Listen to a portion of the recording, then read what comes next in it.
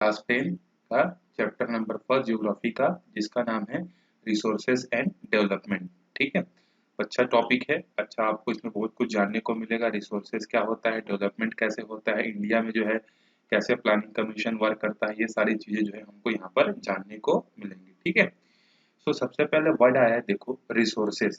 ठीक है, chapter start करने से पहले इसका मीनिंग समझते हैं कि what is the meaning of resources. तो देखो, रिसोर्सेज का मतलब क्या होता है, anything which can fulfil our demand. ठीक है, रिसोर्स वो कोई भी चीज हो सकती है जो हमारी डिमांड को क्या कर रही होगी, फुलफिल कर रही होगी। इट में बी डायरेक्टली और इनडायरेक्टली।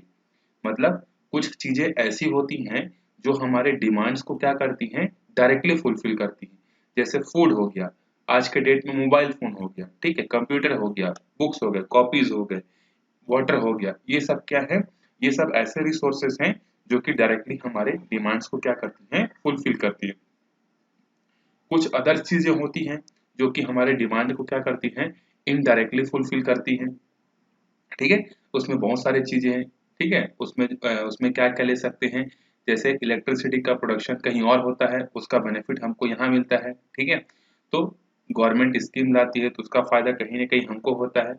तो कोई भी चीज जिसका बेनिफिट हमको या तो डायरेक्टली हो रहा हो या फिर इनडायरेक्टली हो रहा हो, वो क्या कहलाता है, वो हमारा कहलाता है रिसोर्सेज। डेवलपमेंट का मतलब क्या होता है कि अपने पास्ट वाले स्टेज, पुराने कंडीशन से जो है एक अच्छे कंडीशंस पर अगर आप आते हो तो हम लोग उसको बोलते हैं डेवलपमेंट। ठीक है, डेवलपमेंट मतलब अपने पास्ट को, अपने फ्यूचर को क्या बनाना, अपने पास्ट से जो है बेटर बनाना, वो क्या कहलाता है, डेवलपमेंट। जैसे कि अगर आप क्लास 6 में जो है मैथ में बहुत वीक थे, लेकिन क्लास 10 तक आते आते आपका मैथ्स क्या हो गया, स्ट्रांग हो गया, तो आपने अपने फ्यूचर को क्या किया, पास्ट से जो है अच्छा बना लिया, मतलब आपने मैथ्स के फील्ड में क्या कर लिया, डेवलपमेंट कर लिया। तो यहाँ पर डेवलपमेंट का जो मीनिंग है वो मैथ से नहीं है, वो ओवरऑल डेवलपमेंट से है। चाहे वो ह्यूमन बींग्स का हो, चाहे वो कंट्री का हो, चाहे किसी का भी हो। ठीक है, तो चलो स्टार्ट करते हैं। देखो क्या दिया है, everything available in our environment which can be used to satisfy our need provided it is technologically accessible, economically feasible and क्या दिया है, culturally acceptable, can be terms as resources. मैंने रिसोर्सेज का आपको जनरल डेफिनेशन बताया, यहाँ पर जो है ये रिसोर्सेज का एक प्रॉपर जो है अच्छे से डेफिनेशन जो है दिया हुआ है। ठीक है, अभी क्या बोल रहे हैं, देखो, everything available in our environment, हमारे इन्वायरमेंट में जो भी चीज अवेलेबल है वो सब के सब, which can be used to satisfy our need, और जिसका यूज हम लोग किसके लिए करते हैं, अपने आप को सेटिस्फाई करने के लिए, हमारे नीड्स के लिए जो है करते हैं। इट इज टेक्नोलॉजिकली एक्सेसिबल, और वो जो भी सब्सटेंस है या जो भी चीज है वो टेक्नोलॉजिकली क्या होना चाहिए, एक्सेसिबल होना चाहिए, मतलब जिस तक हमारी पहुंच होनी चाहिए। ठीक है, इकोनॉमिकली क्या होना चाहिए, फिजिबल होना चाहिए, मतलब कुल मिलाकर बोले सस्ता होना चाहिए। ठीक है, ऐसा नहीं होना चाहिए कि बहुत महंगा हो। ठीक है, एंड कल्चरली एक्सेप्टेबल, और हमारे कल्चर के हिसाब से वो क्या होना चाहिए, एक्सेप्टेबल होना चाहिए। ठीक है, तो ये चीजें जो होती हैं क्या कहलाती हैं, रिसोर्सेज कहलाती हैं। ठीक है, क्या होना चाहिए, टेक्नोलॉजिकली एक्सेसिबल होना चाहिए, इकोनॉमिकली होना चाहिए, और क्या होना चाहिए, कल्चरली वो एक्सेप्टेबल होना चाहिए। मतलब कोई ऐसा चीज नहीं होना चाहिए जो हमारे कल्चर से क्या हो, उल्टा हो। ठीक है, चलो उसके बाद यहाँ पर देखो एक अच्छा सा ट्रायंगल आपको दिया हुआ है। ठीक है, इस ट्रायंगल से ये बहुत कुछ जो है यहाँ पर समझाना चाहता है, उसी को समझते हैं। साइड में दिया देखो, यहाँ दिया हुआ है, the the process of transforming of things available in our environment involves an interdependent relation between nature, technology, institution. Human being interacts with the nature through the technology and create institution to the accelerate their economic development। ये triangle क्या दिखाना चाहता है कि environment में जो है जितना भी चीज है, मतलब नेचर में जितना भी चीज है, उस तक ह्यूमन बीइंग कैसे पहुंचता है, यहाँ तक पहुंचता है किसके थ्रू, टेक्नोलॉजी के थ्रू जो है क्या होता है, नेचर के चीजों तक जो है पहुंचता है। फिर इसी टेक्नोलॉजी को यूज करके क्या करता है, इंस्टीट्यूशन बनाता है। इंस्टीट्यूशन मतलब समझ लो प्लांट हो गया, फैक्ट्रीज हो गया, ये सब चीजें जो है बनाती हैं। इंस्टीट्यूशन क्यों बनाती हैं, ताकि अपनी इकोनॉमिक एक्टिविटीज को क्या कर सके, हम लोग ग्रो कर सके। ठीक है, तो नेचर, टेक्नोलॉजी और इंस्टीट्यूशन, इन तीनों से इंटरेक्ट होकर ह्यूमन बींग्स क्या करता है, रिसोर्सेज को जो है यूज करता है। समझ में आ गया, इस ट्रायंगल का मीनिंग ये है कि ह्यूमन बींग नेचर से कनेक्टेड है, ह्यूमन बींग टेक्नोलॉजी से कनेक्टेड है, ह्यूमन बींग इंस्टीट्यूशन से कनेक्टेड है, और ये तीनों मिलकर ह्यूमन के लाइफ को क्या बनाते हैं, कंफर्ट बनाते हैं। ठीक है, चलो अब आगे देखते हैं। These resources can be classified in the following ways। ये जितने भी जो रिसोर्सेस हैं इसको हम लोग क्या कर सकते हैं, अब एक ही टाइप के तो रिसोर्स नहीं होंगे, कुछ सॉलिड रिसोर्स होंगे, कुछ लिक्विड होंगे, कुछ रिन्यूएबल होंगे, कुछ पुराने होंगे। ठीक है, उसी को बोल रहा है कि यहाँ पर जो है हम लोग आगे क्या देखेंगे, रिसोर्सेस का जो है हम लोग क्लासिफिकेशन जो है देखेंगे। तो सबसे पहला है देखो क्लासिफिकेशन करने का तरीका क्या है, on the basis of origin, मतलब जहां से वो पैदा हुए उसके बेसिस पर हम लोग इसको दो पार्ट में डिवाइड कर सकते हैं, बायोटिक और एबायोटिक। सेकेंड क्लासिफिकेशन है on the basis of exhaustibility, मतलब खत्म होगा कि नहीं होगा उसके बेसिस पर। तो एक है रिन्यूएबल, दूसरा है नॉन रिन्यूएबल। अभी टेंशन मत लो, आगे एक एक करके हम लोग देखेंगे डिटेल में। थर्ड क्लासिफिकेशन है on the basis of ownership, मतलब उसका मालिक कौन है, क्या उसका मालिक इंडिविजुअल है या कोई कम्युनिटी है या कोई नेशनल है या फिर कोई इंटरनेशनल जो है कम्युनिटी है जो कि उसका ओनरशिप कर रहा है। ठीक है, डी है on the basis of status of development, potential development, stock and reserves. ये डिपेंड करता है आपके पास कितना पोटेंशियल है किसी चीज को स्टॉक करने का, डेवलप करने का, उसके बेसिस पर जो है इसका क्लासिफिकेशन जो है होता है। ठीक है, देखो हमारे पास जो है एक फ्लो चार्ट दिया हुआ है। ठीक है, ये फ्लो चार्ट अगर एग्जाम में आता है एनर्जी के बारे में लिखने के लिए तो बेटर होगा ये आप फ्लो चार्ट ऐसे ही बनाओगे। ठीक है, तो रिसोर्सेस हैं, रिसोर्सेस को मेनली दो पार्ट में डिवाइड कर सकते हैं। पहला जो नेचुरल रिसोर्सेस है जिसको भगवान ने हमको फ्री ऑफ कॉस्ट दिया है, दूसरा है ह्यूमन रिसोर्सेस। ठीक है, नेचुरल रिसोर्सेस को फर्दर दो पार्ट में डिवाइड कर सकते हैं, renewable sources of energy, non renewable sources. ठीक है, रिन्यूएबल में भी क्या है देखो, कंटिन्यूअस और फ्लो, और इसमें है बायोलॉजिकल, नेचुरल वेजिटेशन और वाइल्ड लाइफ। नॉन रिन्यूएबल में क्या है, रिसाइकलेबल, नॉन रिसाइकलेबल, ये दिया हुआ है। ठीक है, अभी हम लोग पढ़ेंगे डिटेल में, एक एक चीज आपको बहुत अच्छे से जो है समझ में आएगा। ठीक है, हाँ, यहाँ पर आपको एक एक्टिविटी दिया है, देखो एक्टिविटी क्या बोल रहा है, identify at least 2 resources from each category. Her category के आपको क्या करना है, दो दो रिसोर्सेज जो है आपको बताने। अभी जब आप आगे पढ़ोगे तो मैं आपको बहुत सारे एग्जांपल दूंगा, उससे भी आप समझ सकते हो, या फिर खुद से भी सोच सोच के एग्जांपल, ये रिन्यूएबल होगा ये नॉन रिन्यूएबल होगा करके बता सकते हो। ठीक है, तो देखो टाइप्स ऑफ रिसोर्सेज, पहला क्या था हमारा, on the basis of origin. Origin के बेसिस पर हमने दो चीज देखा था, बायोटिक देखा था और एबायोटिक देखा था। तो बायोटिक रिसोर्सेज क्या होते हैं, देखो these are obtained from biosphere and have life such as human beings, flora and fauna, fisheries, livestock, etc। ये वो चीजें हैं जो कि हमको कहाँ मिलती हैं, बायोस्फीयर में। आपने छोटे क्लासेस में पढ़ा होगा बायोस्फीयर, लिथोस्फीयर, ये सब चीजें जो है हम लोग पढ़े हुए। ठीक है, तो ये बायोटिक रिसोर्सेज हमको कहाँ मिलते हैं, ये हमको बायोस्फीयर में मिलते हैं। ठीक है, and have life such as, और जिनका लाइफ होता है ह्यूमन बींग्स के जैसा लाइफ होता है, जैसे फ्लोरा हो गया, फौना हो गया, फिशरीज हो गया, लाइफ स्टॉक हो गया, ये सब किस में आएंगे, बायोटिक में आते हैं।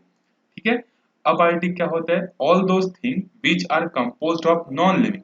ये जो बायोटिक है इसमें सारे लिविंग आते हैं, और अबायोटिक में क्या आएंगे, नॉन लिविंग आएंगे। ठीक है, उनको बोलते हैं, जैसे एग्जांपल में रॉक्स हो गया, मेटल्स हो गए, मिनरल्स हो गए, ठीक है, कोल्स हो गया, वाटर हो गया, एयर हो गया, ये सब क्या है, अबायोटिक है। ठीक है, चलो सेकंड देखते हैं, on the basis of exhaustibility. Exhaustibility मतलब खत्म हो सकते हैं या नहीं हो सकते, क्या उसका रीयूज कर सकते हैं या नहीं कर सकते, उसके बेसिस पर। इसका भी क्लासिफिकेशन दो है, एक है रिन्यूएबल सोर्सेज ऑफ एनर्जी, दूसरा है non renewable sources of energy. अब नाम से ही समझ में आ रहा होगा, रिन्यूएबल मतलब जिसको फिर से रिन्यू किया जा सकता हो। ठीक है, नॉन रिन्यूएबल मतलब जिसको एक बार यूज करने के बाद दोबारा यूज नहीं किया जा सकता। ठीक है, तो देखो the resources which can B renewed or reproduced by the physical, chemical, mechanical processes are known as renewable and the replenishable sources of energy। ठीक है, मतलब रिन्यूएबल सोर्सेस ऑफ एनर्जी वो एनर्जीज होती हैं जिनको या तो हम लोग फिजिकली या केमिकली या मैकेनिकली क्या कर सकते हैं, उसको किसी न किसी एक तरीके को यूज करके हम लोग उसको रिन्यू कर सकते हैं, या फिर जिसको हम लोग बोलते हैं रिप्लेनिशेबल, मतलब दोबारा उसको यूज किया जा सकता है। ठीक है, फॉर एग्जांपल सोलर। अब सन से जो एनर्जी आती है या लाइट जो आता है वो हमारे लिए क्या होता है, विजिबिलिटी के आते हैं, ताकि हम लोग चीजों को देख सकें। लेकिन हम लोग उसको स्टोर करके दोबारा भी तो यूज कर सकते हैं, जैसे सोलर सेल बना सकते हैं, सोलर बैटरीज बना सकते हैं। तो ये क्या है, रिन्यूएबल है, इसको दोबारा यूज किया जा सकता है दूसरे तरीके से। ठीक है, उसके बाद विंड एनर्जी है, वाटर एनर्जी है, फॉरेस्ट है, वाइल्ड लाइफ है, ये सब जो है किसमें आते हैं, रिन्यूएबल एनर्जी में जो है आते हैं। ठीक है, और फर्दर इसमें डिवाइड करें तो ये किसमें आते हैं, डिवाइडेड इनटू कंटिन्यूअस और फ्लो में आते हैं। ठीक है, कंटिन्यूअस और फ्लो में आते हैं। ठीक है, चलो उसके बाद देखते हैं non renewable sources of energy. अब नाम से ही समझ में आ रहा होगा, जिसको रिन्यू नहीं किया जा सकता। This occur over a very long geological time. Minerals are fossil fuels are the example of such resources. These resources take millions of years in their formation. Some of the resources like metal are the recyclable. Some like fossil fuel cannot be recycled and get exhausted with their use. ये क्या बोल रहा है, non renewable sources of energy जो होती हैं इनके formation में क्या होता है, मिलियंस ईयर लगते हैं। ठीक है, कई मिलियंस ईयर के बाद क्या होते हैं, इनका फॉर्मेशन जो है होता है। और ये ऐसे सब्सटेंस होते हैं जिसका फॉर्मेशन तो लेट होता ही है, लेकिन अगर आप एक बार यूज कर लिए तो उसका दोबारा यूज जो है आप नहीं कर सकते। समझ में आ गया ये चीज? ठीक है, क्लियर हो गया। नॉन रिन्यूएबल कैसे हैं, जिसको दोबारा यूज नहीं किया जा सकता और जिसके फॉर्मेशन होने में कई मिलियंस ईयर जो है लगते हैं। समझ में आ गया ये? ठीक है, चल अब आगे चलते हैं हम लोग। On the basis of ownership. ठीक है, ओनरशिप मतलब उसका मालिकाना हक किसका किसका है। जैसे एक फोन है आपके पास खरीदा, तो उस फोन के मालिक कौन हो, आप हो। जैसे आपका घर है, आप घर में रहते हो, लेकिन घर के एक्चुअल मालिक कौन है, अभी आपके पेरेंट्स हैं या आपके फादर हैं। तो उसी तरीके से ओनरशिप के बेसिस पर जो है रिसोर्सेज जो होते हैं ये कितने तरीके के होते हैं इसके बारे में हम लोग देखते हैं। ठीक है, तो पहला देखो इंडिविजुअल रिसोर्सेज। इंडिविजुअल क्या होता है, जो रिसोर्स होगा वो किसी एक के पास होगा। ठीक है, उसका मालिक जो है एक होगा।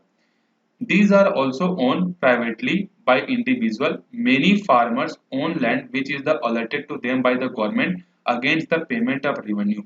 देखो, जो गांव में जो खेत जो होते हैं वो खेत किसके होते हैं, फार्मर्स के होते हैं। ठीक है, और जिसको किसने प्रोवाइड कराया है, गवर्नमेंट ने प्रोवाइड कराया है, और गवर्नमेंट उसके बदले उनसे क्या करता है, टैक्स लेता है। ठीक है, तो उस लैंड का ओनरशिप कौन हुआ, वो फार्मर हुआ, एक इंडिविजुअल हुआ।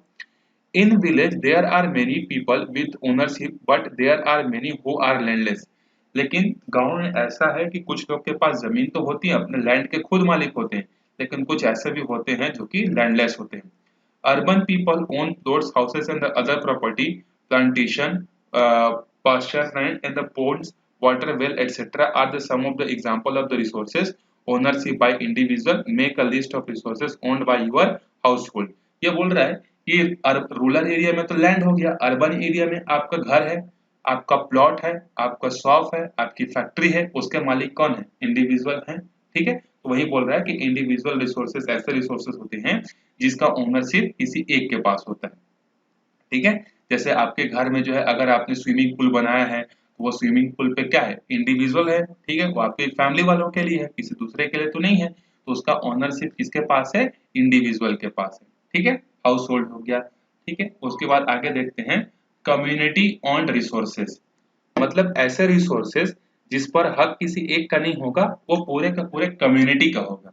कम्युनिटी मतलब क्या होता है, जहां पर हम सब रहते हैं। ठीक है, देखो there are resources which are accessible to all the members of the community. Village commons, जैसे गांव की अगर हम लोग बात करें तो जो ग्रेजिंग है, जो ग्राउंड है, जो ब्यूरियल है, जहां पर लाश को दफनाते हैं, जहां ग्राउंड में खेलते हैं, वो ग्राउंड किसी एक का नहीं है, ना ही ये ब्यूरियल प्लेस किसी एक का है। ठीक है, वहां पर सब लोग जो है जा सकते हैं, सब लोग अपनी एक्टिविटीज कर सकते हैं। जो ग्रेजिंग लैंड है वो भी ऐसा नहीं है कि गांव का एक ही आदमी जाकर अपने बैलों को या गायों को घास चराएगा, ऐसा नहीं है, वो सबके लिए ओपन है। ठीक है, विलेज पॉन्ड्स, गांव में जो तालाब होते हैं उसमें सब लोग नहाते हैं, किसी एक का तो होता नहीं है। ठीक है, और उसके बाद पब्लिक पार्किंग, पिकनिक स्पॉट्स जो होते हैं जहां पर कोई भी जा सकता है, क्योंकि वो क्या है, उसका ओनरशिप किसी एक के पास नहीं है। जैसे प्ले ग्राउंड हो गया, in urban areas are the factor accessible to the all the peoples living there. ठीक है, मतलब जो क्या हो गए, प्ले ग्राउंड हो गए जहां पर क्रिकेट खेल सकते हैं, फुटबॉल खेल सकते हैं, वहां पर जो है सबका राइट होता है, किसी और का भी जो है नहीं होता है। ठीक है, समझ में आ गया होगा आपको, जहां पर सब लोग पहुंच सकते हैं। ठीक है, कोई रोक टोक नहीं है, उसको बोलते हैं कम्युनिटी। ठीक है, कम्युनिटी रिसोर्सेज। नेक्स्ट है हमारे पास थर्ड टाइप का, जिसको हम लोग बोलते हैं नेशनल रिसोर्सेज। मतलब ऐसे रिसोर्सेज जिस पर ना तो इंडिविजुअल का होगा ना कम्युनिटी का होगा, ये पूरे नेशनल का होगा, पूरे देश का होगा। ठीक है, अब देखते हैं इसमें क्या क्या आता है। Technically all the resources belong to the nation. अगर हम लोग टेक्निकली बात करें, चाहे इंडिविजुअल हो चाहे कम्युनिटी हो, एट लास्ट उस पर कंट्रोल किसका होता है? गवर्नमेंट का होता है। तो जितना भी रिसोर्सेस हैं वो बेसिकली क्या होते हैं? नेशनल के होते हैं। The country has legal power to acquire even private property. Government के पास जो है इतनी पावर होती है कि वो आपके घर को सीज भी कर सकता है। भले ही आपके घर के मालिक इंडिविजुअल मालिक आप हो, लेकिन गवर्नमेंट क्या कर सकती है? आपके घर को जो है ले भी सकती है। ठीक है, तो हुआ कि नहीं, सारा प्रॉपर्टी किसका है? देश का है। You might have seen roads, canals, railway being constructed on the field owned by the some individual. देखे होंगे कि जो रोड्स बनता है, जो कंस्ट्रक्शन वर्क होता है, कैनल्स बनते हैं, वो क्या होते हैं? वो जो फील्ड्स पर बनते हैं उसको कौन लेता है? Individual, owned by some individual. Urban development authority get the empowered by the government to acquire land. ठीक है, जो गवर्नमेंट का जो प्रोग्राम है उसको इम्प्लीमेंट करने के लिए कुछ ही लोग क्या होते हैं? सामने आते हैं। जैसे कि कौन आता है यहाँ पर? डेवलपमेंट अथॉरिटीज आती हैं। कुछ लोग इसमें होते सॉरी, कुछ लोग होते हैं जो कि गवर्नमेंट से ठेका लेते हैं और काम करवाते हैं। ठीक है, तो जो काम करवाते हैं एक्चुअल में वो ठेका लिए रहते हैं, प्रॉपर्टी उनकी नहीं होती है, वो तो दूसरे से एक्वायर करते हैं। ठीक है, all the minerals, water resources, wildlife within the political boundaries ocean up to the 12 nautical miles from the coast termed as the terrestrial water and the resources therefore belongs to nation। मतलब देश के boundary के अंदर जितने भी calms हो रहे हैं, जितने भी रिसोर्सेज हो रहे हैं, वो सब किसको बिलोंग करते हैं? वो सब नेशन को जो है बिलोंग करते हैं। इवन अगर हम लोग बात करें ओशन की, समुद्र की, तो समुद्र में भी क्या होता है? कुछ हिस्सा जो है नेशन का होता है। जैसे फॉर एग्जांपल अगर मैं बोलूं, ये मान लो हमारे इंडिया का जो है क्या है? एक मैप है। ठीक है, इंडिया का साउथ वाला, मैं पूरा मैप नहीं बना रहा हूँ, मैं मान लो ये वाला जो है गुजरात वाला, ये वाला रीजन जो है मैं बना रहा हूँ। ठीक है, तो यहाँ से जो है इसको हम लोग बोलते हैं बेस लाइन बोलते हैं। एक पॉइंट से दूसरे पॉइंट को जो कॉर्नर को ज्वाइन करता है उसको बोलते हैं बेस पॉइंट। ठीक है, बेस लाइन। इस बेस लाइन के इधर क्या है? पूरा का पूरा समुद्र है। इधर हमारे इंडिया की बात करें तो बे ऑफ बंगाल है। इधर अगर हम लोग बात करें तो अरेबियन सी है। इधर अगर हम लोग बात करें तो क्या है? यहाँ पर जो है इंडियन सी है। तो इवन अगर हम लोग इस बेस लाइन से अगर हम लोग 12 नॉटिकल मील, ठीक है, 12 नॉटिकल मील अगर हम लोग जाएंगे, 12 नॉटिकल मील का मतलब होता है लगभग लगभग 20 किलोमीटर या 19.2 किलोमीटर। तो हम लोग अपने बॉर्डर से 19.2 किलोमीटर तक अगर समुद्र में कुछ भी करते हैं, या कुछ भी हमको समुद्र के अंदर अगर सोना भी मिल जाता है या खजाना भी मिल जाता है, तो वो हमारे कंट्री का होगा। ठीक है, उसी तरीके से इधर से 19.2 किलोमीटर के अंदर में जो भी मिलेगा वो भी हमारा क्या होगा? इंडिया का होगा। समझ में आ गया? ठीक है, ये हो गया हमारा, जिसको हम लोग बोलते हैं टेरिटोरियल वाटर बोलते हैं। ठीक है, टेरिटोरियल वाटर बोलते हैं। फिर अगला है इंटरनेशनल रिसोर्सेज। कुछ चीजें ऐसी होती हैं जिन पर ना तो इंडिविजुअल होता है ना तो नेशनल का होता है, वो पूरे दुनिया में जितने भी ह्यूमन बींग्स हैं वो सबका होता है। ठीक है, जैसे कि इंटरनेशनल रिसोर्सेज। अब इसमें क्या क्या है देखो, there are international institutions which regulate some resources. For example, the economic resources beyond 200 kilometers of the exclusive economic zone belongs to open ocean, and no individual country can utilize this without the concurrent of the international institution। अभी मैंने बताया कि इस base line से 12 nautical mile तक का distance किसका है? इंडिया का पूरा है। फिर अगर इससे 12 और आगे जाओगे, मतलब यहां से अगर बात करें तो ये तो 12 है, इससे और आगे अगर 12 जाओगे तो जो रीजन मिलेगा इस 12 से यहां तक के रीजन में भी क्या होता है? कुछ हद तक हमारा कंट्रोल है। ठीक है, मतलब अगर इंडिया की बात करें तो इस बेस लाइन से 12 किलोमीटर तक तो पूरा हमारा ही है, और 12 किलोमीटर जाएंगे तो ये वाला जो रीजन है इसमें भी हम लोग कुछ कुछ एक्टिविटीज कर सकते हैं। जैसे इस रीजन पर हम लोग अपना आइसलैंड बना सकते हैं। ठीक है, हम लोग यहाँ पर अगर कोई शिप अगर इस एरिया में आता है तो उससे हम लोग टैक्स ले सकते हैं, न्यूक्लियर टेस्टिंग कर सकते हैं। लेकिन इस बेस लाइन से अगर हम लोग 200 नॉटिकल माइल से अगर आगे जाते हैं, ठीक है, 200 नॉटिकल माइल्स जिसको हम लोग बोलते हैं एक्सक्लूसिव इकोनॉमिक जोन। ठीक है, 12 नॉटिकल माइल्स, उसके बाद और 12 24 नॉटिकल माइल्स, इसके बाद और अगर जाते हो आप कहां तक? 200 नॉटिकल माइल्स तक। उसके आगे अगर जाओगे तो 200 नॉटिकल माइल्स के आगे किसी का कंट्रोल नहीं है। वहां पर हर कोई जाकर अपनी एक्टिविटीज जो है परफॉर्म कर सकता है। वहां पर पाकिस्तान नहीं बोलेगा कि ये मेरा एरिया है, ना इंडिया बोलेगा ये मेरा एरिया है, ना कोई दूसरा कंट्री जो है बोलेगा। 200 नॉटिकल माइल के बाद का जो एरिया है वो पूरे दुनिया के लिए खुला हुआ है। वहां पर चाहो तो घर बसा लो, चाहे मरना है तो मर जाओ, जो करना है आप वहां पर जो है कर सकते हो। ठीक है, समझ में आ गया। एक और बार देखो, 12 किलोमीटर तक हमारा 12 नॉटिकल माइल तक पूरा का पूरा कंट्रोल है। इस 12 नॉटिकल माइल से, अच्छा मैंने आपको सिर्फ 12 बता दिया, देख लो वापिस से, यहाँ से बेस लाइन से 12 किलोमीटर तक तो पूरा हमारा कंट्रोल है। इस बेस लाइन से 200 नॉटिकल माइल्स तक भी हम लोग कुछ कुछ एक्टिविटीज कर सकते हैं। ये जो मैंने 12 बताया ना वर्चुअल में 200 है। 200 के बाद का जो पूरा है वो किसका है, इंटरनेशनल है। समझ में आ गया। 12 नॉटिकल माइल तक 100% हमारा कंट्रोल, उसके बाद 200 नॉटिकल माइल्स तक कुछ कुछ पर हमारा कंट्रोल है।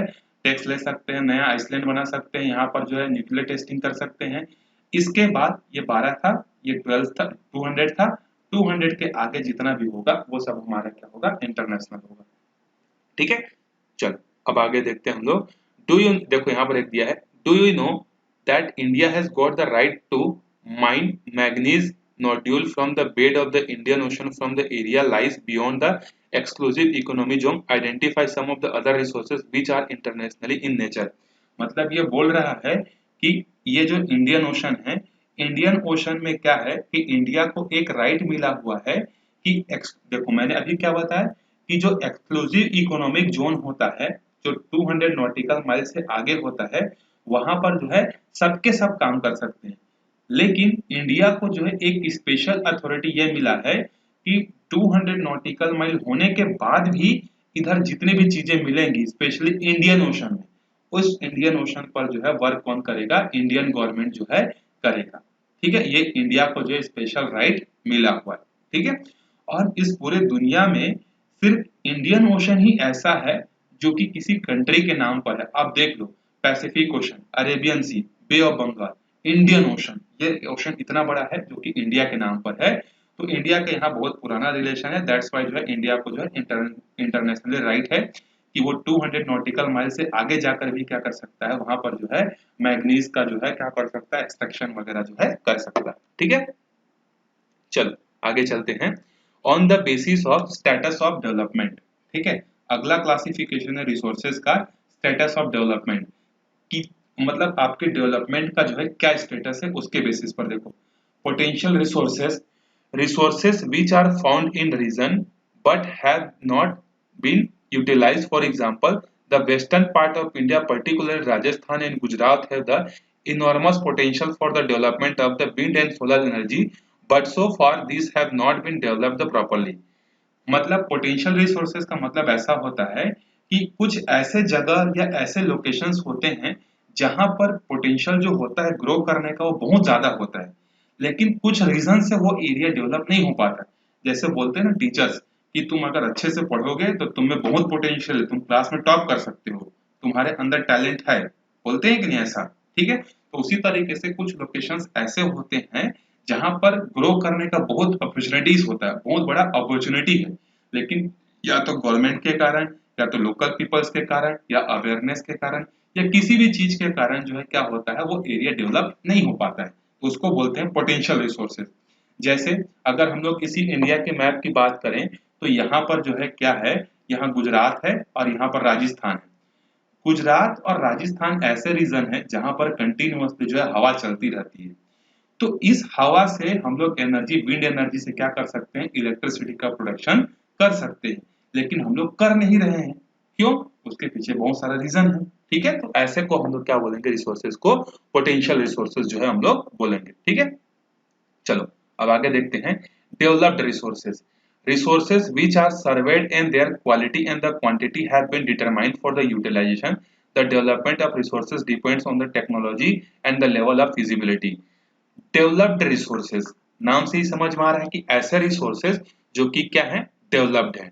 क्या बोल रहा है देखो, रिसोर्सेज विच आर सर्वेड, जो कि सर्वेड के अंदर है, and their quality and the quantity have been determined for the utilisation. कुछ एरियाज ऐसे होते हैं जिसके बारे में हमको पता है कि यहाँ पर हमको कोल मिलेगा, यहाँ पर हमको मैग्नीज मिलेगा, यहाँ पर हमको आयरन मिलेगा। उस एरिया का हम लोग सर्वे करते हैं और वहाँ कितनी क्वांटिटी है और किस क्वालिटी का हमको मिनरल्स मिलेगा, उसका जो है क्या करना, टेस्टिंग करना, या ऐसे रीजंस का पता लगाना, या ऐसे जो एरियाज हैं जहाँ पर रिसोर्सेज अवेलेबल हैं उसको बोलते हैं डेवलप्ड रिसोर्सेज। जैसे तमिलनाडु में एक एरिया है कड़ाई कनाल करके, जहाँ कर्नाटका में एक जगह ऐसा है जहां पर अभी हमको पता चला है कि वहां पर यूरेनियम मिलेगा। ठीक है, तो वो एरिया क्या कहलाएगा, वो रिसोर्स क्या कहलाएगा, डेवलप्ड रिसोर्स। भले ही हमने वहां से एक्सट्रैक्शन करना स्टार्ट नहीं किया है, लेकिन वहां पर है, ये हमको पता है, अभी टेस्टिंग जो है चल रही है। ठीक है, चलो आगे देखते हैं स्टॉक क्या होता है।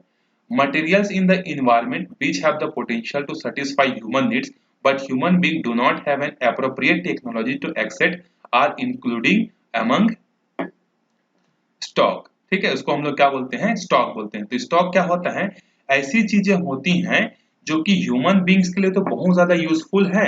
ठीक है, वो ह्यूमन बींग्स के नीड्स को क्या कर सकती हैं, फुलफिल कर सकती हैं, लेकिन हमारे पास इतनी टेक्नोलॉजी नहीं है कि हम लोग उसको यूटिलाइज करके क्या कर सके, हम लोग अच्छे से यूज कर सके। तो ऐसे सोर्सेस को हम लोग क्या बोलते हैं, स्टॉक बोलते हैं। ठीक है, जैसे एग्जाम्पल में हम लोग देखते हैं, यहाँ पर देखो दिया एग्जाम्पल, एग्जाम्पल है water is a compound of two inflammable gases, hydrogen and oxygen, which can be used as a rich source of energy, but we do not have the required technical know how to use them this purpose। अब जैसे आपको पता होगा कि जो water है वो दो गैसेस से मिलकर बनता है, H2O, हाइड्रोजन गैस और ऑक्सीजन गैस। ये दोनों गैसेस इतनी ज्यादा इंपॉर्टेंट हैं कि जिससे हम लोग क्या कर सकते हैं, बहुत सारी चीजें बना सकते हैं। जैसे ऑक्सीजन इनफ्लेमेबल है, हाइड्रोजन इनफ्लेमेबल है, इससे हम लोग एनर्जी बना सकते हैं। लेकिन हमारे पास अभी इतनी टेक्नोलॉजी डेवलप नहीं हुई है कि इन गैसेस को जो है हम लोग क्या कर सकें, एज ए इनफ्लेमेबल गैस की तरह यूज कर सकें। ठीक है, तो ये क्या कहलाते हैं, हमारे स्टॉक कहलाते हैं। हाँ, चलो आगे देखते हैं हम लोग। स्टॉक देखा हमने क्या होता है, ऐसे सोर्सेस होते हैं जो ह्यूमन बींग्स के लिए तो क्या है, अच्छे हैं, यूजफुल हैं, लेकिन लैक ऑफ टेक्नोलॉजी के कारण हम लोग उसका यूज नहीं कर पा रहे। ठीक है, या कैसे यूज करें ये भी हमको नहीं पता है। ठीक है, चलो आगे देखते हैं रिजर्व क्या होते हैं। देखो, reserve are the subset of stock. Stock का छोटा भाई क्या होता है, रिजर्व होता है, which can be put into use with the help of existing technology, जिसका यूज हम लोग क्या कर सकते हैं, टेक्नोलॉजी की हेल्प से अभी हम लोग कर सकते हैं। हमको पता है कि इसको कैसे करना है। ठीक है, हमारे पास इतनी टेक्नोलॉजी है कि जो रिसोर्स है उसको हमको कैसे यूज करना है ये हमको पता है। बट क्या है कि देखो, this can be used for the meeting future requirement, लेकिन जिसको हमने बचा कर रखा हुआ है फ्यूचर रिक्वायरमेंट्स के लिए। For example, river water can be used for the generating hydro electric power. जो नदी में जो पानी है उसको हमने क्या किया है, स्टोर करके अभी रखा हुआ है। क्यों रखा हुआ है, ताकि हम लोग उससे क्या कर सकें, हाइड्रो इलेक्ट्रिक पावर जो है जनरेट कर सकें। ठीक है, बट प्रेजेंटली क्या है, it is being utilised only to a limited extent. लेकिन जिसका यूज अभी हम लोग सिर्फ और सिर्फ किसके लिए कर रहे हैं, कुछ लिमिटेड जगह पर ही यूज कर रहे हैं। डैम्स वगैरह बना के बहुत कम जगह पर जो है हम लोग हाइड्रो इलेक्ट्रिसिटी प्रोड्यूस कर रहे हैं। ठीक है, the water in the dams forest is a reserve which can be used in the future. इसको हमने बचा कर रखा हुआ है ताकि हम लोग बाद में क्या कर सके, इसका जो है यूज कर सके। ये कहलाता है रिजर्व। ठीक है, फिर आगे चलते हैं हम लोग, development of resources. In resources में जो है डेवलपमेंट कैसे हो रहा है या इनका डिप्लेशन कैसे हो रहा है, इसके बारे में हमको पढ़ना। देखो, resources are vital for human survival as well as for the maintaining the quality of life. ये जो रिसोर्सेज होते हैं ये ह्यूमन बींग्स के लिए क्या होते हैं, बहुत ज्यादा वाइटली इंपॉर्टेंस होते हैं। ठीक है, हमारे लाइफ को सर्वाइव करने के लिए। It was believe that the resources are the free gifted of nature. देखो, ये हमारा बिलीव है कि जो जितने भी रिसोर्सेज है, चाहे पानी हो, चाहे हवा हो, चाहे कुछ भी हो, उसको हमने क्या समझ कर रखा है, God gifted. As a result human being used from indiscriminately and this has led to the following major problem। अब इसको हमने क्या किया है, गॉड ने हमको फ्री ऑफ कॉस्ट दिया है करके हम लोग इसको समझ गए हैं, और बिना बिना सोचे समझे जो है अंधाधुंध जो है हम लोग इसका क्या कर रहे हैं, यूज कर रहे हैं, जिससे क्या क्या प्रॉब्लम सारी। देखो, depletion of resources for the satisfying the greed of the few individual. कुछ इंडिविजुअल्स लोग क्या है, इतने ग्रीडी हो गए हैं कि वो रिसोर्सेज का क्या कर रहे हैं, डिप्लेशन कर रहे हैं। उनके वजह से जो है क्या हो रहा है, रिसोर्सेज का डिप्लेशन हो रहा है। अपने काम को करने के लिए वो दूसरे को जो है क्या कर रहे हैं, फर्क पड़ रहा है उसको नहीं देखते।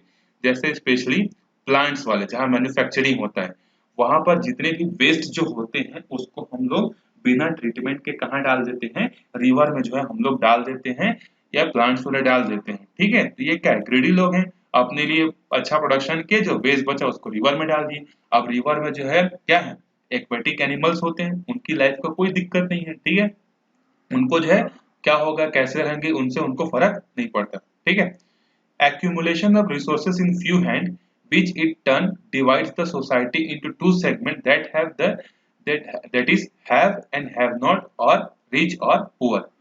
अब जो रिसोर्सेस हैं उनका एक्यूमुलेशन सबके पास नहीं है।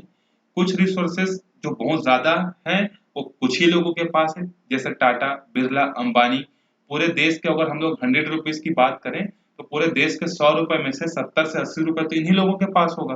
ठीक है, और बाकी क्या है, नहीं है जिनके पास। ठीक है, मतलब ये एक इंडिया के बारे में ये एक कहावत है कि अगर हम लोग बात करें 100 रुपए की, तो 100 रुपए में से 98 रुपीज जो है वो 2% लोगों के पास है। ठीक है, मतलब 100 रुपए में से 98 रुपीज जो है पूरे पॉपुलेशन के 2% के पास है, और बाकी जो 2 रुपए बचा वो बाकी 98% के पास है। तो ऑब्वियस ही बात है, इन लोग क्या होंगे, रिच होंगे, और इन लोग क्या होंगे, पुअर होंगे। तो हमारी सोसाइटी इसी के कारण क्या हो गई है, दो पार्ट में जो है डिवाइड हो गई है। Indiscriminate exploitation of the resources had led to global ecological crisis such as global warming। अब इसी के कारण क्या हो रहा है, अब बिना सोचे समझे यूज करोगे, एक्सप्लोइटेशन करोगे रिसोर्सेज का, तो क्या होगा, ग्लोबल वार्मिंग होगा, ओजोन लेयर का डिप्लेशन होगा, इन्वायरमेंट पॉल्यूशन होगा, लैंड डिग्रेडेशन जो है यहाँ पर होता है। समझ में आ गया, रिसोर्सेज को अगर ऐसे यूज करने से ये प्रॉब्लम जो है आती है। देखो आगे क्या दिया है, an equitable distribution of the resources has become essential for the sustained quality of life in the global peace। अगर आप ग्लोबल पीस चाहते हो और सस्टेनेबल क्वालिटी का डेवलपमेंट चाहते हो तो रिसोर्सेज का क्या होना चाहिए, जो है इक्वली डिस्ट्रीब्यूशन जो है होना चाहिए। If the present trend of resources depletion by few individual in the countries continent the future of our planet is in danger। ठीक है, अब अगर क्या है, प्रेजेंट सिनारियो में अगर बात करें या प्रेजेंट ट्रेंड क्या है, देखो, resources depletion by a few individual and countries and continuous the future of the our planet is in danger. अगर रिसोर्सेज का जो है कंट्रोल अगर कुछ ही लोगों के पास हो गया या कुछ कंट्रीज के पास हो गया, तो ऐसे होने से ये जो हमारा जो प्लेनेट है अर्थ, ये डेंजर पोजीशन पे आ गए। जैसे मैन्युफैक्चरिंग की बात करें तो चाइना एक ऐसा कंट्री है जो कि 50% पूरी दुनिया का मैन्युफैक्चरिंग करता है। तो एक ही कंट्री के पास क्या है, पूरा का पूरा कंट्रोल आ गया कि नहीं, तो इससे क्या है, ये अच्छी बात नहीं है। चाइना बहुत डेवलप्ड होते जाएगा और साउथ अफ्रीका के जैसे छोटे छोटे कंट्रीज हो गए, रवांडा हो गया, ये सब कंट्रीज क्या होते जाएंगे, गरीब होते जाएंगे। ठीक है, अफगानिस्तान हो गया। Therefore, resources planning is essential for the sustainable existence for the all the forms of life, sustainable existence of the component of the sustainable development। देखो यहाँ पर क्या बोल रहा है, इसीलिए हमको क्या चाहिए, एक प्रॉपर जो है रिसोर्स प्लानिंग चाहिए, जिससे हम लोग पूरी दुनिया के सारे कंट्रीज को, सब लोगों को साथ में लेकर जो है हम लोग चल सके। ऐसा ना हो कि एक रिसोर्सेस एक आदमी को मिल गया जिससे बहुत ज्यादा अमीर हो गया, कुछ कंट्रीज के लोग अमीर हो गए, बाकी गरीब रह गए, ये ह्यूमैनिटी के भी खिलाफ है। तो अगर आप डेवलपमेंट चाहते हो तो वो डेवलपमेंट कैसा होना चाहिए, सस्टेनेबल डेवलपमेंट होना चाहिए। अगर आप सबकी लाइफ को सेव रखना चाहते हो, अच्छे से रहना चाहते हो, तो डेवलपमेंट कैसा होना चाहिए, सस्टेनेबल डेवलपमेंट जो है होना चाहिए। चलो, तो सस्टेनेबल डेवलपमेंट क्या होता है, देखो ये इंपॉर्टेंट क्वेश्चन है ना, व्हाट इज सस्टेनेबल डेवलपमेंट क्या होता है, एग्जाम में पूछता है। तो देखो सस्टेनेबल डेवलपमेंट क्या है, sustainable economic development means development should take place without damaging the environment, and developed in the present should not compromise with the need of the future generation। इसका मतलब क्या है कि सस्टेनेबल डेवलपमेंट एक ऐसा process है जिसके थ्रू हम लोग क्या करते हैं, इन्वायरमेंट को बिना डैमेज किए हम लोग अपना डेवलपमेंट इस तरीके से करेंगे रिसोर्सेज को यूज करके, जिससे जो आने वाले जो फ्यूचर जनरेशन है उनके लिए भी क्या हो, वो चीजें बची रहे। अगर एक वर्ड में मैं बोलूं क्या होता है सस्टेनेबल डेवलपमेंट, तो फ्यूचर जनरेशन को ध्यान में रखते हुए एनर्जीज का क्या करना, यूटिलाइज करना। ठीक है, समझ में आ गया।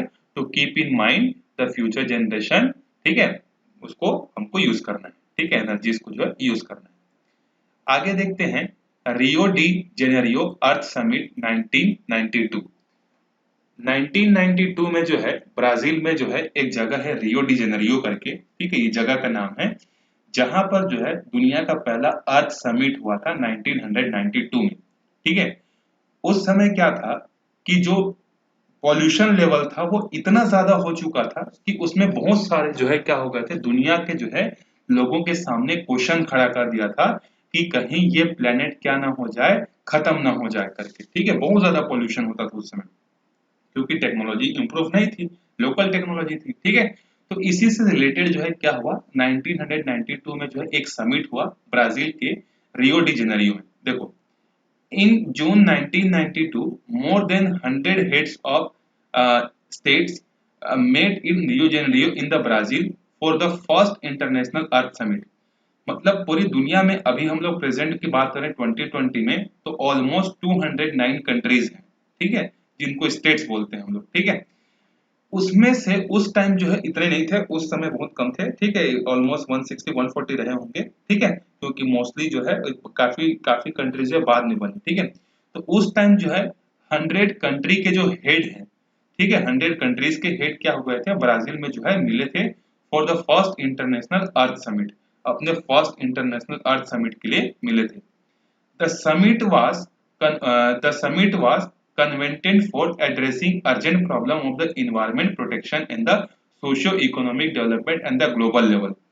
उसका एजेंडा क्या था, उसका पर्पस क्या था इस रियो डी जेनेरियो के मीटिंग का, कि उस समय जो प्रॉब्लम क्रिएट हुआ था इन्वायरमेंटल प्रोटेक्शन का और सोशियो इकोनॉमिक डेवलपमेंट का, उसी से रिलेटेड जो है ये जो है रियो डी जेनेरियो में जो है अर्थ समिट हुआ था। The assembled leaders signed the Declaration on the Global Climate Change and the Biological Diversity. The Rio Convention endorsed the Global Forest Principle and the adopt the Agenda 21। और इस meeting में क्या हुआ, एक जो है एजेंडा 21 नाम से जो है एक प्लान बनाया गया। ठीक है, जिसमें जितने भी 100 कंट्रीज के जो हेड्स थे उन सब ने उस पर साइन किया, अपना एग्रीमेंट दिया कि हाँ हम लोग इसको फॉलो करेंगे करके। ठीक है, और ये एजेंडा 21 क्या है, सस्टेनेबल डेवलपमेंट करना है कब, 21 सेंचुरी में। ठीक है, कसम खाई थी उन्होंने एक तरीके से बोले तो, कि 21 सेंचुरी में जो है हमको सस्टेनेबल डेवलपमेंट करना है। ठीक है, तो देखते हैं कि उस एजेंडा 21 जो डिक्लेरेशन हुआ था उसमें क्या लिखा था। It is the declaration signed by the world leader in 1992 of the United Nations Conference on Environment and the Development। United nation के बहुत सारे पार्ट्स हैं, उसमें से एक पार्ट कौन सा है, यूएनसीडी। इसके अकॉर्डिंग जो है इन्होंने सबने क्या किया था, साइन किया था, which took place at Rio de Janeiro, Brazil। It aims to achieving global sustainable development। इसका मतलब क्या था कि जो सस्टेनेबल डेवलपमेंट है वो किसी एक के लिए नहीं करेंगे, पूरे ग्लोबल के सब लोग मिलकर करेंगे। ठीक है, तो मतलब सस्टेनेबल डेवलपमेंट पूरे ग्लोब के जितने भी, पूरे वर्ल्ड में जितने भी लोग हैं सबके सब क्या करेंगे, ग्लोबली जो है मिलकर करेंगे। It is an agenda to combat environment damage. Environment damage को क्या करना, कम करना, पॉवर्टी को कम करना, डिजीज को जो है कम करना, इन सब में क्या करना, ग्लोबली जो है कोऑपरेशन करना ऑन द कॉमन इंटरेस्ट। मतलब जो कॉमन चीजें होंगी, एक दूसरे से डाटा शेयर करना, कुछ बीमारी अगर एक स्टेट में हो गई है तो दूसरे स्टेट के बारे में बताना कि देखो भाई बच के रहना, नहीं तो ऐसा हो जाएगा, ये इसके प्रिकॉशंस हैं। मतलब जहां पर लोगों के कॉमन इंटरेस्ट की बात हो वहां पर जो है वो क्या करेंगे, म्यूचुअली जो है शेयरिंग करेंगे। Mutual needs and the shared responsibilities करेंगे। अब ऐसा नहीं है कि यूएस बोलेगा कि हम तो सबसे डेवलप्ड कंट्री हैं, हम पोल्यूशन जो है सबसे ज्यादा करेंगे, ऐसा नहीं होगा, सब अपनी रिस्पॉन्सिबिलिटीज को जो है निभाएंगे। One major objective of the Agenda 21 is that every local government should draw its local Agenda 21। ये तो इंटरनेशनली था एजेंडा 21। इसके साथ ये भी कहा गया कि हर देश में जो है क्या होगा, अपने नेशनल लेवल पर क्या करेंगे, ये लोकल 21 एजेंडा जो है बनाएंगे। ठीक है, तो एजेंडा 21 का मतलब क्या था कि डिजीज में क्या करना, एक दूसरे का कोऑपरेशन करना, पॉवर्टी को खत्म करना, इन्वायरमेंट डैमेज को कंट्रोल करना, सबका डेवलपमेंट करना, इन सब चीजों का इंश्योरमेंट के लिए जो है क्या किया गया था, एजेंडा 21 जो है साइन किया गया था। पूछा जा सकता है कि एजेंडा 21 जो है क्या है करके, ठीक है। तो आपको ये चीज जो है याद रखनी है कि एजेंडा 21 क्या था, ठीक है। तो इस वीडियो में हम लोग यहीं तक देखते हैं, फिर नेक्स्ट वीडियो में हम लोग स्टार्ट करेंगे कि रिसोर्स प्लानिंग जो है किस तरीके से जो है की जाती है, ठीक है। नहीं तो एक ही वीडियो में अगर देखेंगे तो चैप्टर बहुत ज्यादा लंबा है, बोरिंग हो जाएगा, ठीक है। तो यहाँ तक अच्छे से पढ़ते रहो, अगर कोई प्रॉब्लम होगा कमेंट करके बताना, ठीक है, आई विल बी आंसर, ठीक है। अच्छे से पढ़ते रहो, तब तक बाय बाय।